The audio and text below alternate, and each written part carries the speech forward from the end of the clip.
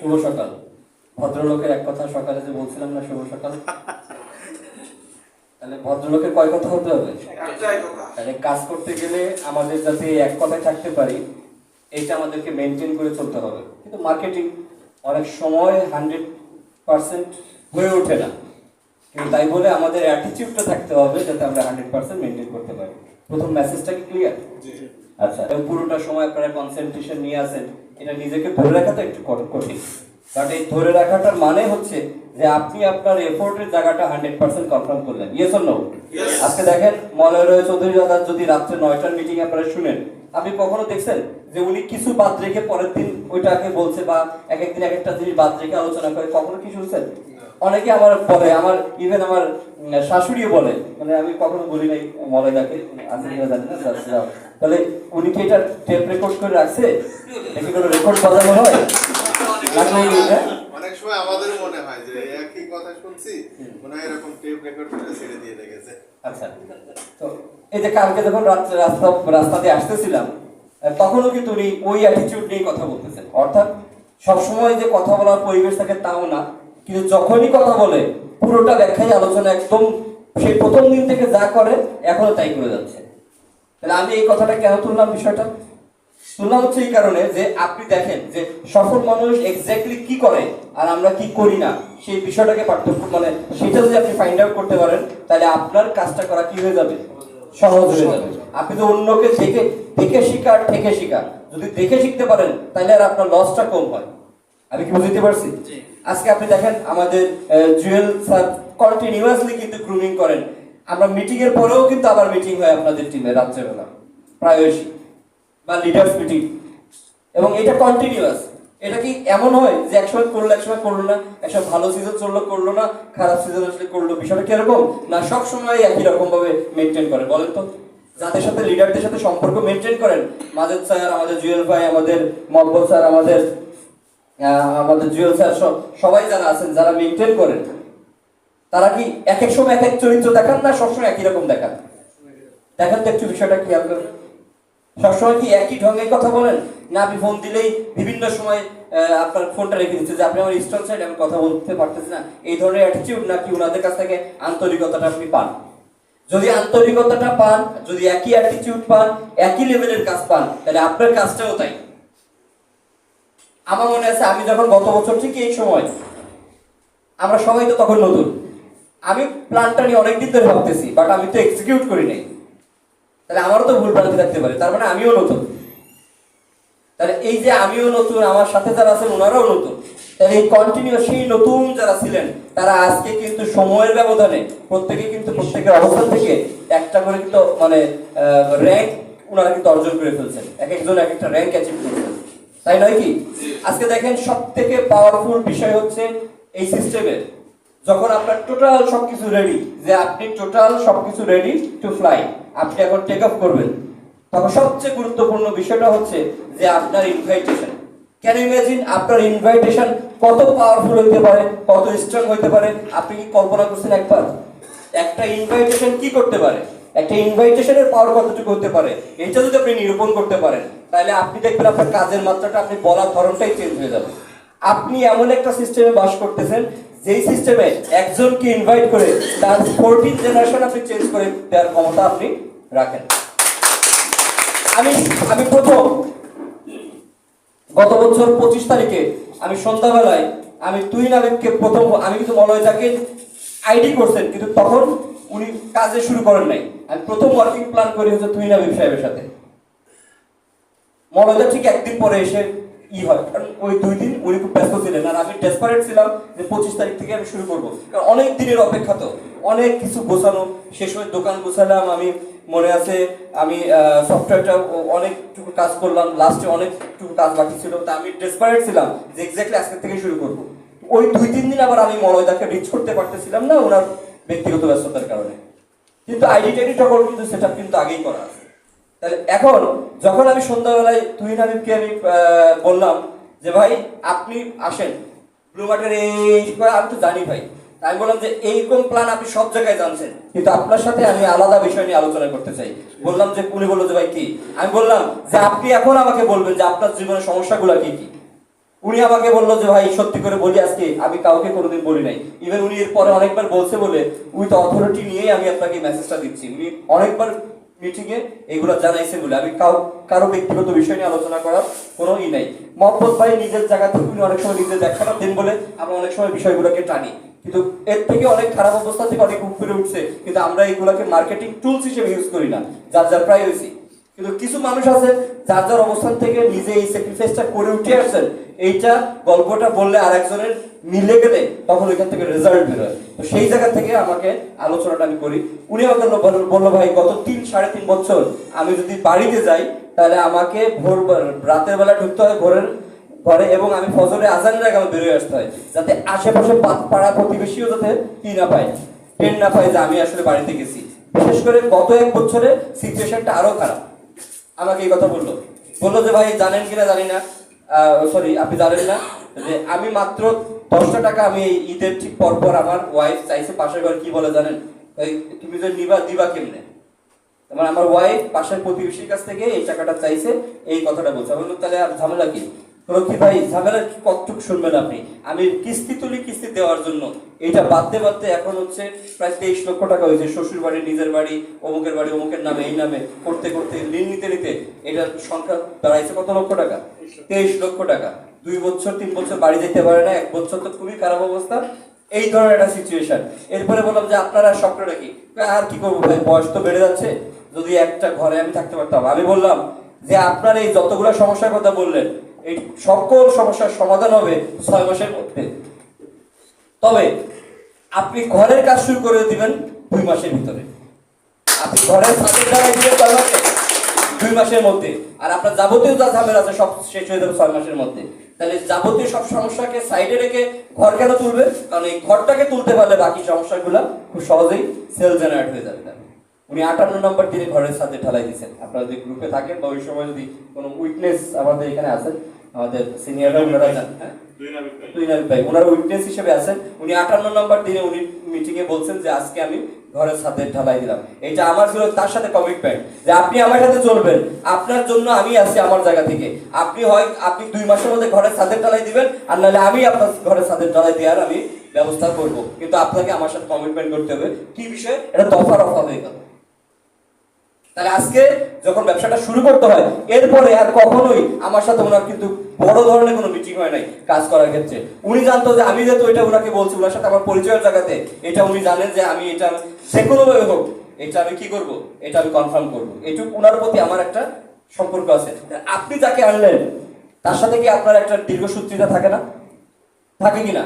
তাহলে আপনি দেখেন একটা বিষয় যে এই যে মার্কেটিং আমরা কাজটা করি, এই মার্কেটিং এ একজন ব্যক্তি 2 ভাবে জয়েন করে, বা যে কোনো প্রফেশনে মানুষ 2 ভাবে আসেন। কয় ভাবে? একটা হচ্ছে বাই চান্স, আর একটা হচ্ছে বাই চুজ। কয় ভাবে মানুষ প্রফেশন চয়েস করে? 2 ভাবে। খুব মনোযোগ সহকারে, নাকি বোরিং হয়ে যাচ্ছে? এটা বললাম যে প্রফেশন কয় ভাবে চয়েস হয়? একটা হচ্ছে বাই চান্স, আর একটা হচ্ছে বাই চুজ। যারা ডাক্তার, ইঞ্জিনিয়ার, লয়ার হন, এরা কিন্তু বাই চান্স প্রফেশন চয়েস করেন না। ওনারা ওইটার জন্য একাডেমিক্যাল পড়াশোনা করে তারপর ওইখানে যে উনি ওইটা কোয়ালিফাইড হন, আইদার কোয়ালিফাইড হন নাইদার নট, কিন্তু সে কিন্তু ওইটাকে বাই চুজ হিসেবে নেওয়ার সুযোগ নাই। আপনি এমন বলতে পারবেন না যে আমি হেঁটে যাচ্ছিলাম হঠাৎ করে সার্কুলার দেখে আজকে আমি লেফটেন্যান্ট জেনারেল। আপনি এভাবে বলতে পারবেন না যে আমি তো কিছুই করতাম না, এলোমেলো ঘুরে বেড়াইতাম, আল্লাহ দিলে আজকে আমি এফসিপিএস কমপ্লিট করে রোগী দেখতেছি। আপনি কি এভাবে বলতে পারবেন? আপনি কি বলতে পারবেন যে না আমার তো আসলে তেমন কোনো যোগ্যতাই ছিল না, আমি হঠাৎ করে ভাবলাম যে আজকে থেকে বিল্ডিং তৈরি করলে পরে নকশা করলে অনেক টাকা পাওয়া যায়, আজকে থেকে আমি কি ইঞ্জিনিয়ার? এই কথা কি বলতে পারবেন? তার মানে যে প্রফেশনে যায় ম্যাক্সিমাম ক্ষেত্রেই বাই চুজ ওইটা সিলেক্ট করা থাকে যে আমি এইটা এক্স্যাক্টলি হব। কিন্তু এখানে কেউ কি আছেন, ইভেন আমি তো এই স্কুলে পড়াশোনা করে গেছি, আমার মানে শৈশবের শুরুর যে মানে স্মৃতিটা মজবুত আকারে হয় এই রোড দিয়ে ঘেরা।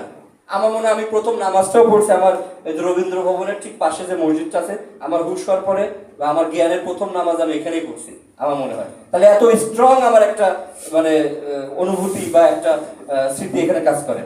তাহলে আমি যেটা বলার চেষ্টা করতেছি যে এই যে আপনি এক্সাক্ট তখন কি আমি জানতাম যে আমি এক্স্যাক্টলি নেটওয়ার্ক মার্কেটিং করব, এটা কি আমি বুঝতাম বা আমার কাছে মনে হয়েছে? আমি যেদিন শুরু করবো তার আগের দিনও তো জানতাম না যে আমার আগে এক্স্যাক্টলি এই বিজনেসটাকে আমার করতে হবে। তাহলে ম্যাক্সিমাম আমরা যারা এখানে আসছি এই প্রফেশনে, এরা হচ্ছে বাই চান্স চলে আসছি। Yes or no? আমরা ম্যাক্সিমামই বাই চান্স আসছি।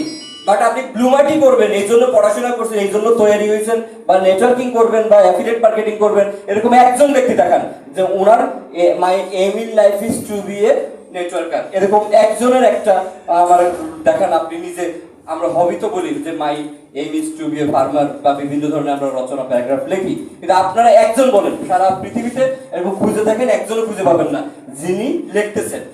তার মানে আমরা প্রত্যেকেই এখানে আসছি কিভাবে? By chance. তাহলে আমরা যেহেতু বাই চান্স আসছি, সেই বাই চান্স থেকে আপনাকে ডাইভার্ট হয়ে বাই চুজে আসতে গেলে আপনাকে অনেকগুলা ক্রাইটেরিয়া পার হতে হবে। আপনি বাই চান্স থেকে বাই চুজে আসতে গেলে আপনাকে অনেকগুলা বিষয় কি করতে হবে? বুঝতে হবে। আপনি আপনি এক্স্যাক্টলি বাই চুজ যে প্রফেশনগুলো আসছেন, সেটা আপনাকে ওইটার জন্য পরিপক্ক করে ওই প্রফেশনে আপনাকে পাঠানো হয়েছে, কিন্তু আপনি এই প্রফেশনে আসছেন সম্পূর্ণ আপনার ভাই বলছেন, আপনার ফ্রেন্ড বলছেন, দেখি কি হয়, এই ধরনের মেন্টালিটি নিয়ে। না গেলে উনি কি বলবে, এতদিনের সম্পর্ক, এই ধরনেরই তো ব্যাপার, যে উনি আমার বিশ্বস্ত লোক, আশা করি খারাপ কিছু হবে না। আমার এই কথার সাথে কি মিল আছে হুবহু? এর কোনো একটা রিজনে কিন্তু আপনি আসছেন। তাহলে আপনি এইখানে থেকে বাই চান্সে থেকে আপনি এই এই এই প্রফেশনের এই মঞ্চে আসতে পারবেন না। আমি মঞ্চটার কাছে যেটা মানদণ্ড হিসেবে ধরে নিই, র্যাঙ্ক ক্লাব ধরে নিই, তাহলে এই মঞ্চে আসতে গেলে আপনি বাই চান্স আপনার প্রফেশনটা থেকে আপনি অ্যাচিভমেন্ট আনতে পারবেন না। এইটাকে আপনার আসতে হবে বাই চুজ। এই বাই চুজের জন্য আমাদের যা কিছু দরকার, আমাদের মৌলানা চৌধুরী তাই আপনাদেরকে বলে গেছে। আপনাদের বিলিফ সিস্টেম, আপনাদের এই বিলিফ সিস্টেম কোন কোন বিষয়ের উপরে, প্রত্যেকটা বিষয় আলোচনা করে দিয়েছে। আমি ওইদিকে টাচ করতেছি না, আমি শুধু এতটুকু বলতেছি যে আপনি আপনার জায়গা থেকে যদি মনে করেন যে আপনি টিমটা করতে হবে, সেই জায়গাটা নিয়ে আমি কথা বলতেছি। আজকেই আপনি আপনার যে টিমটা নিয়ে কাজ করতে চান তার সাথে আপনি দফা করেন, এর আগে আপনি নিজের সাথে দফা করেন। হ্যাঁ, তাহলে আপনি বলবেন কি ভাই, তাহলে কি আপনি ওই তুহিন হাবিব ভাইয়ের স্বপ্নের উপর দাঁড়ায় ব্লুমার্টকে তৈরি করছেন? বিষয়টা তা না। আমি আগে আমার নিজের সাথে দফা করছি, এক্স্যাক্টলি আমি কি চাই। আমার মনে হয়েছে আমি ছোটবেলা থেকে খুব বেশি অ্যাম্বিশিয়াস। আমি আমি আমি চেষ্টা করতাম আমার আশেপাশের পরিবেশকে আমি চেঞ্জ করার স্বপ্ন দেখতাম। আমি পুরো শহর এলাকা, আমার আত্মীয় স্বজন, পাড়া প্রতিবেশী, দেশ, পৃথিবী, এগুলো নিয়ে আমার একটা বিরাট একটা স্বপ্ন ছোটবেলাতে কাজ করতো। আমি ছোট, আই এম নাথিং, কিন্তু আমার ছোটবেলা থেকেই এই ধরনের স্বপ্ন চেতনা কি করতো, আমার মনে বাসা বাঁধতো যে আমাকে বড় কিছু করতে হবে, অ্যাম্বিশিয়াস কিছু করতে হবে, আমাকে অনেক কিছু করতে হবে। এই প্রথম স্বপ্ন আমার, মানে আমি যখন স্বপ্ন দেখা শুরু করি, আমার এই জায়গাটাও কিন্তু এই জায়গা থেকেই, আমি এখান থেকেই স্বপ্ন দেখা শুরু করছি, এই ঝিনাইদহ থেকে, যে আমাকে বড় কিছু করতে হবে। এবং এক্স্যাক্টলি আমি যখন এই নেটওয়ার্কিং সিস্টেমে আমি শুরু করলাম, তখন আমার প্রথম 3-4 মাস 5 মাসের আমার ট্রেনিং এ আমি এতটুকু ক্লিয়ার হয়ে গেছি যে এই প্রফেশনের থেকে আর নোবেল প্রফেশন পৃথিবীতে একটাও নাই। এতটুকু আমি ক্লিয়ার হয়ে গেছি। আবার এতটুকু রিয়েলাইজ হয়েছে পরের 2-3 বছরে যে এর থেকে খাতারনাক, এর থেকে মন্দ প্রফেশনও পৃথিবীতে একটা নাই। এইটুকু আমি কনফার্ম হইতে আমি বুঝতে সময় লাগছে 3 থেকে 6 মাস, কিন্তু এইটার থেকেও যে খারাপ প্রফেশন নাই, এটা আমি পরের 2-3 বছরে আমি আরো ক্লিয়ার হয়ে গেছি। প্রথমে তো ভাবছি মানে সবকিছুই ভালো 2010 সালে এসে 12 সাল, কিন্তু 12 সালের পর থেকে 15 সাল পর্যন্ত সারা দুনিয়া দেখি স্ক্যামে ভরা।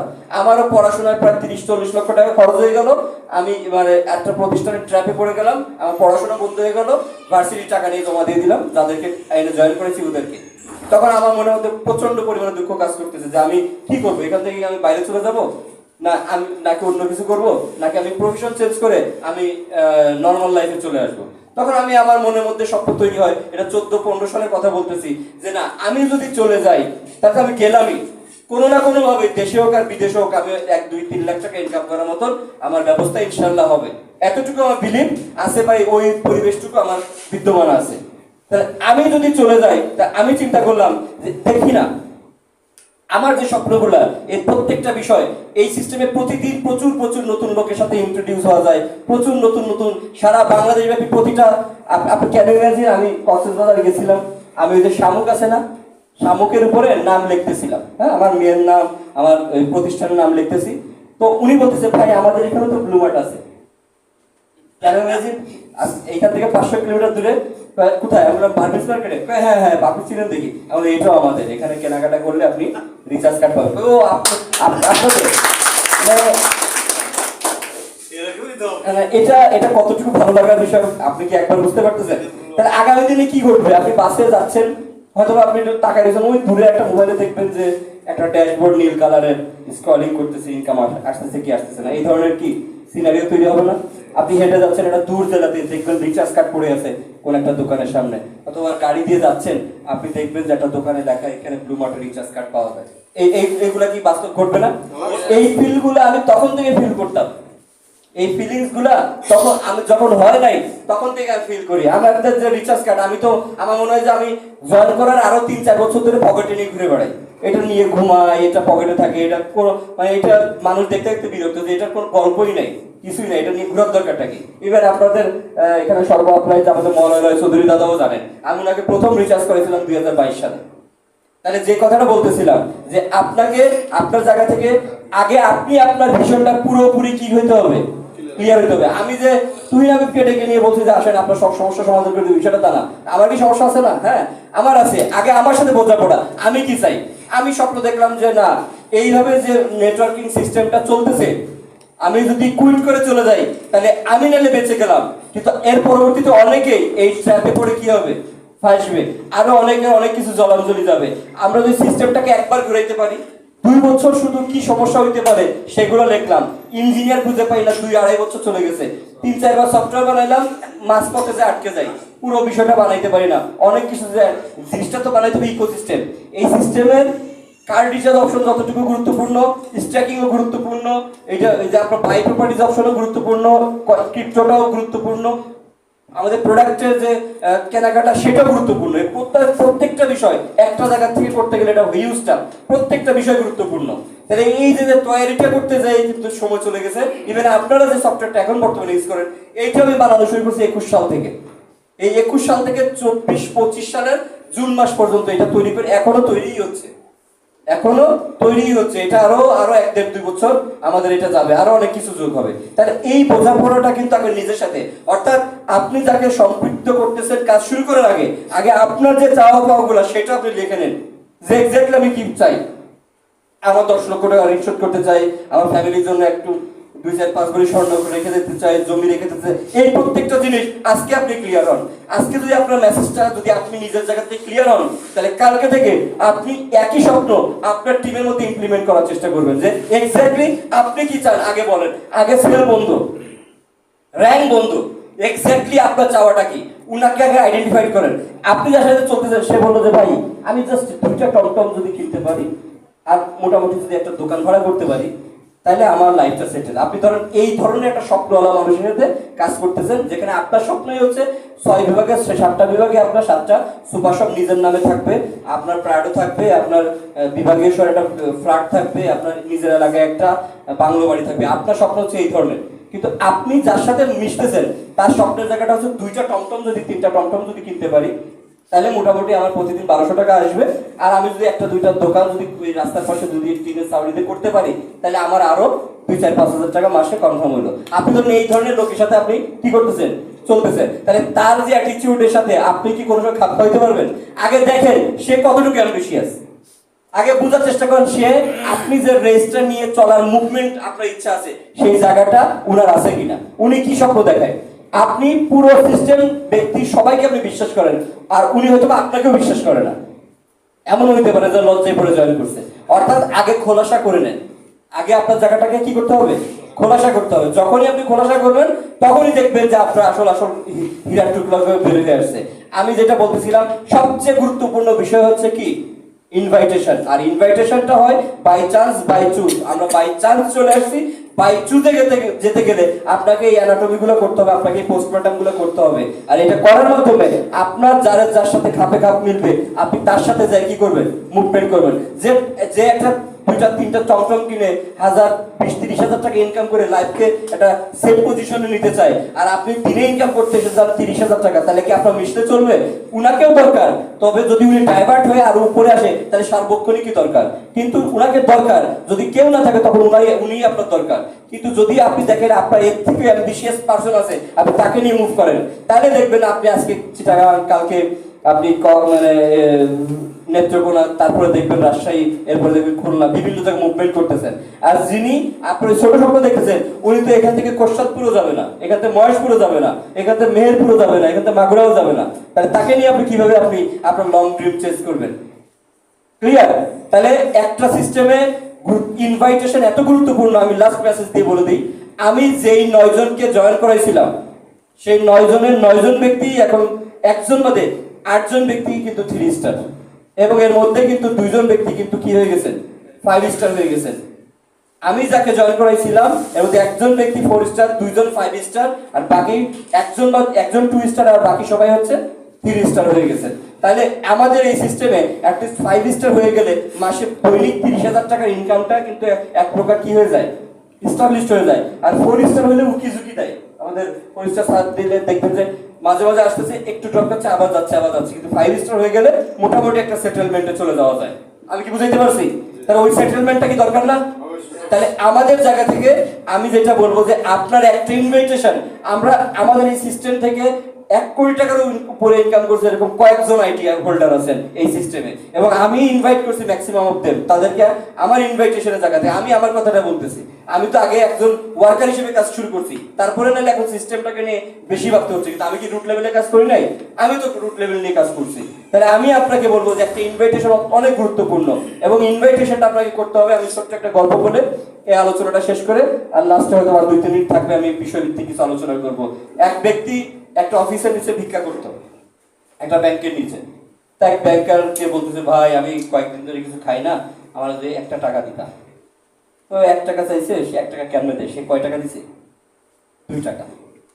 তো পরের দিন আবার ব্যাংকারে পাইছে, এবং তার মনের মধ্যে স্বপ্ন তৈরি হয়েছে, আগের দিন 1 টাকা চাইছি, কয় টাকা পাইছি? 2 টাকা। এবার সে 2 টাকা ঘুরছে, এবার তারে 5 টাকা দিছে। এর পরের দিন তার স্বপ্নটা কি হয়েছে? আরো বেড়ে গেছে। এবার 5 টাকা ঘুরছে, 10 টাকা পাইছে। তারপরের দিন 10 টাকা ঘুরছে, 20 টাকা, 20 টাকা ঘুরছে 50 টাকা। এবার এই 50 টাকা ঘুরলে 100 টাকা, 100 টাকা ঘুরলে 200, 200 ঘুরলে কত দিছে? 500। এবং এক এক দিন এক এক রকম কাহিনী বলছে, কোনোদিন চাল নাই, কোনোদিন ডাল নাই, কোনোদিন লুঙ্গি ছিঁড়া, কোনোদিন শার্ট ছিঁড়া। এবার লাস্টে তখন নতুন নতুন 1000 টাকার লাল নোট বেরোইছে। তো তার স্বপ্ন 1000 টাকার নোট তো দেখি নাই, তারপরেও লজ্জা করতেছে যে ডাইরেক্ট 500 টাকা কি করা যায়, খোঁজা যায়, চায় না। তারপরে বলতে যা আজকে খুঁজেই ফেলবো যা আছে কপালে। আর বলছে যে ভাই আমার তো ঘরে এই খুব অসহায় অবস্থা আছে, একটু ট্রিটমেন্ট করাবো, আমাকে যদি 500 টাকা দিতে। এই কথা শুনে দিচ্ছে থাপ্পড় ঠাস করে একটা কি চড় লাগায়, আর একটু বকা দিয়ে দিছে। এখন সে কি করছে, সে গালাতে আর মনে মনে বলতেছে, আচ্ছা টাকা পাই আর না পাই, 1000 দিল কি দিল এটা বিষয় না, কিন্তু মনের জ্বালাটাও মিটলো নাকি? তাহলে এখন একজন ব্যক্তি জয়েন করবে কি করবে না, আসবে কি আসবে না, এটা হচ্ছে আপ টু দেম, তার উপরে। কিন্তু আপনার মনের জ্বালাটা মিটানোর জন্য হলেও কি করেন, দাওয়াতটা কিন্তু কন্টিনিউয়াস করতে হবে। আমি বুঝতে পারছি? ইনভাইটেশনের, আচ্ছা ইনভাইটেশনের নমুনা হতে পারে যেমন আগে আমরা একটা ফরম্যাট আমরা অ্যাপ্লাই করতাম FORM। প্রথমত হচ্ছে আপনি একজন ব্যক্তিকে যখন ইনভাইট করতে যাবেন, অবশ্যই তার আগে ফ্যামিলি নিয়ে কথা বলতে হবে। যখন আপনি একটা মানুষের ফ্যামিলি, তার বাচ্চার খবর নেবেন, তার খবর নেবেন, তারপরে হচ্ছে আপনার পারিপার্শ্বিক অবস্থা কি, একটা মানুষকে যখন জানার চেষ্টা করবেন, বোঝার চেষ্টা করবেন, প্রথম কথা হচ্ছে যে 10-15-20 মিনিট এমন হইতে পারে যে প্রথম দিনই আপনি ইনভাইট দিবেন না। সে বললো যে আমার তো হাজবেন্ডটা হাসপাতালে আছে, তার স্ট্রোক করে আপাতত এই অবস্থা আছে, সেদিন কি আপনার মানে ইনভাইটেশন দেওয়া কি কার্যকর হবে? হবে না, বরঞ্চ তাকে দেখতে যাইতে পারেন। অর্থাৎ আপনাকে প্রথমত হচ্ছে একটা সম্পর্ক বিল্ড করতে হবে। ইনভাইটেশনের প্রথম নর্ম, যতক্ষণ না পর্যন্ত সম্পর্কটা ওই লেভেলে যাবে যে ডাকলে তিনি আসবেন, ততক্ষণ পর্যন্ত তাকে কি করা যাবে না, আপনার ইনভাইটেশনটা করা যাবে না। এটা হচ্ছে প্রথম। এরপর হচ্ছে ওনার এই পারিপার্শ্বিক ফ্যামিলি সবকিছু এনভায়রনমেন্ট জানার পরে ওনার অকুপেশন নিয়ে আলোচনা করতে হবে। উনি পেশায় কেমন আছে? ম্যাক্সিমাম মানুষ বলবে আর চলে না, আর পারি না, আর একটু যদি ইনকাম হইতো, আর একটু যদি ভালো হইতো, এই ধরনের কথাবার্তা কি হয়, বলবেই। এরপর হচ্ছে আপনার রিক্রিয়েশন, কোথাও বেড়াইতে যায় কিনা, কোথাও ঘুরতে যায় কিনা, শ্বশুর বাড়ি, বাপের বাড়ি, মামা বাড়ি, খালু বাড়ি, কক্সবাজার, দুবাই, আমেরিকা, কোথাও যায় কিনা। ম্যাক্সিমাম আর বলেন কি সংসার চালাই তো আর কুল পাই না, আর ঘুরতে যাব কেমনে, কবে কোথায় গেছি সেটাও আমার আর খেয়াল নাই। এই কথা যখন বলবেন তখন উনার মধ্যে একটা অভাব বোধ জাগ্রত হবে। কারণ আপনার যে একটা, আপনার এর আগে আপনার নিজের একটা প্রস্তুতি আছে, আপনার এটা অবশ্যই নতুন হইতে হবে এমন কথা নাই, তবে পরিষ্কার ইস্ত্রি দেয়া কাপড় চোপড় থাকতে হবে, আপনার ব্যাগ থাকতে পারে। আপনি কি করতেছেন যদি এরকম প্রশ্ন আসে, তখন আপনি বলবেন যে আমি রিসেন্ট টাইমে একটা মার্কেটিং প্রতিষ্ঠানের সাথে শুরু করেছি, অত্যন্ত ভালো একটি প্রফেশনে আছি এবং এখান থেকে আলহামদুলিল্লাহ আমি বেশ ভালোই কামাচ্ছি। আমি একটা প্রফেশনে এই করতেছি, এর পাশাপাশি অল্প কিছু সময় দিচ্ছি, এখন তো অনেক সময় না দিলেও চলতেছে। এই ধরনের যখন আপনি মেসেজটা দিবেন তখন ওনার কি একটা আগ্রহ তৈরি হবে না? ওনার যখন আগ্রহটা তৈরি হবে তখন বলবেন যে তাহলে ব্যবসাটা কি, তখন আপনি সাথে সাথে কি করেন না, আলোচনা করতে যাবেন না, ওই অবস্থা থেকে চেঞ্জ করে হয় অফিসে নাহলে রেস্টুরেন্টে আপনি ওনাকে কি করেন, ইনভাইট করেন, ওনাকে ডাক দেন, ওনার সেমিনার ওই সময় হইতে হবে কোনো বিষয় না। ওই সময় আপনাকে সাথে সাথে যদি এই মেসেজটা দিয়ে দেন, মনে রাখতে হবে পরের 1 থেকে 2 মিনিটের মধ্যে আপনার ওই স্থান ত্যাগ করতে হবে। এটা হলো আপনার প্রথম কাজ।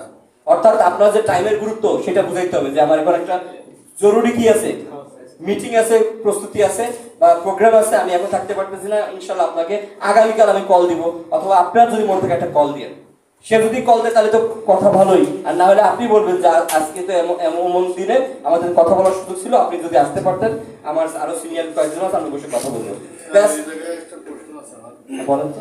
প্রশ্নটা হচ্ছে যে এখন তো মোবাইলের যুগ, সেক্ষেত্রে আমরা বেশিরভাগ মানুষ চেষ্টা করি যে ফ্রেন্ড হোক বা যে কোনো আত্মীয় স্বজন হোক, মানে সরাসরি মোবাইল দিয়ে তাকে ইনভাইট করা।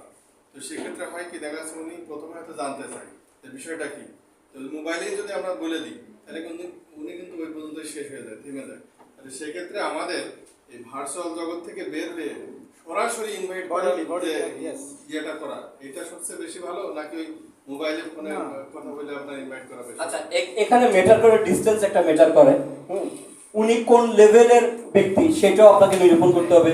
যদি বুঝেন যে ওই একজন ব্যক্তি আমার জন্য অনেক গুরুত্বপূর্ণ, তাহলে আপনি লং ডিস্টেন্স চেঞ্জ করেন, মানে চেঞ্জ করে আপনি যান ওনার কাছে পৌঁছান। আপনার যাওয়াটা আপনার প্রতি ওনার গুরুত্বটাকে কি করবে, বাড়িয়ে দিবে। যদি কোথাও চলে যান তাহলে তো আর অন্য জায়গায় শিডিউল দিয়ে আনার সুযোগ নাই, ওইখানে আপনার একটা দীর্ঘ আলোচনা করে 2-4-5 ঘন্টা সময় নিয়ে ওনাকে পুরো বিষয়টা ক্লিয়ার করে দিবেন। আর আমি যে প্রথম ইনভাইটেশনটা বললাম এটা লোকালি, আর যতটুকু পারা যায় ফোনে টোটাল প্ল্যানিং বাদ দিয়ে আগে আপনাকে কি করতে হবে, যদি আপনাকে আলোচনা করতেই হয় তাহলে প্রথম আলোচনাটা আপনি রাত 9টার মিটিং ওনাকে ইনভাইট করবেন। রাত 9টার মিটিং এ শুধু আপনি কথা বলেন না, ওই সময় পুরো সিস্টেম নিয়ে বিভিন্ন জনের অ্যানালাইসিস হয়, তখন ওই অন্যর কথা শুনেও কিন্তু উনি কি হন, বিষয়টা নিয়ে প্রভাবিত হন। তাহলে আপনি সরাসরি প্রথম কলেই পুরো বিস্তারিত বলবেন না। হ্যাঁ, এখন ওই সিস্টেম, ওই যুগের মিটিং গুলা কিন্তু আস্তে আস্তে কি হয়ে গেছে, আস্তে আস্তে আমরা চাচ্ছিলাম যে ওভার একটা ভিউ দিয়ে যেতে, পরবর্তীতে আলোচনাটা হবে। কারণ আপনারা জানেন আমরা আমাদের বিভিন্ন জায়গায় ট্রেনিং যে অনুষ্ঠান সেইটা কিন্তু পরিচালনা করবো কিছুদিনের মধ্যে, তার একটা রিহার্সাল প্রোগ্রাম চলতেছে, কিন্তু আলোচনা করতে করতে অনেক সময় ভিতরে আমরা প্রবেশ করতেছি। তো আমি বলবো যে এই মেসেজগুলা তোলা থাক, আমাদের মিটিং গুলোতে আপনারা করে নেবেন। পণ্য উৎপাদনের ক্ষেত্রে আমাদের ব্যয় হবে, সেটা হচ্ছে আমাদের সকল ধরনের পণ্য যাতে আমরা অ্যাভেলেবেল পাই, আমাদের মার্কেট তৈরি করা সারা দেশে। Yes or no? Yes. আস্তে আস্তে এখন অফিস তৈরি করতেছি, yes or no? Yes. বিভিন্ন জায়গার দোকান রেডি করছি, yes or no? Yes. তাহলে এই প্রত্যেকটা ইয়েস একসাথে সংযুক্ত হয়ে এখন সময় আসছে যে ভালোভাবে পণ্যটাকে কি করা, সামনে নিয়ে আসা। আমাদের এত পরিমাণে ক্রাউড আছে, প্রতিদিনে 1 থেকে 2 কোটি টাকার প্রোডাক্ট সেল করা এখনকার বর্তমান যে ব্লু মার্কেট মার্কেট, এখানে কোনো ব্যাপারই না। সময় অনেক গেল, আমি খুবই খুশি এবং ব্যক্তিগতভাবে আমার জায়গা থেকে আমি অত্যন্ত ধন্য যে আপনাদের মাঝে আসতে পেরে। এবং লাস্টলি এই কথাটাই বলবো যে আজকে যাদেরকে এইখানে দেখতেছেন ওনাদের সাথে আমার একটা আত্মিক সম্পর্ক, এবং আগামী দিনে আপনাদের সাথে যা নতুন পরিচয় হলো, আপনাদের সাথে আমাদের একটা দীর্ঘসূত্রিতা তৈরি হবে সম্পর্কের, এবং আমরা সবাই মিলে ইনশাআল্লাহ একদিন সফল কাম হবে, এখানে কোনো সন্দেহ নাই। এবং আমি শুধু লাস্টে একটা মেসেজ দিয়ে বিদায় নিচ্ছি যে বিশাল মরু রুষার বুকে একটি যদি শহর গড়ো, একটি জীবন সফল করা এর চেয়ে অনেক শ্রেয়। অর্থাৎ বিশাল মরুভূমির বুকে যদি আপনি একটা শহর গড়েন, এর থেকে অনেক বেশি ভালো কাজ যদি আপনি একটা মানুষের জীবন গড়ে দিতে পারেন। অর্থাৎ আপনার একটা ইনভাইটেশন একটা মানুষের লাইফ সেটেল করে দিতে পারে।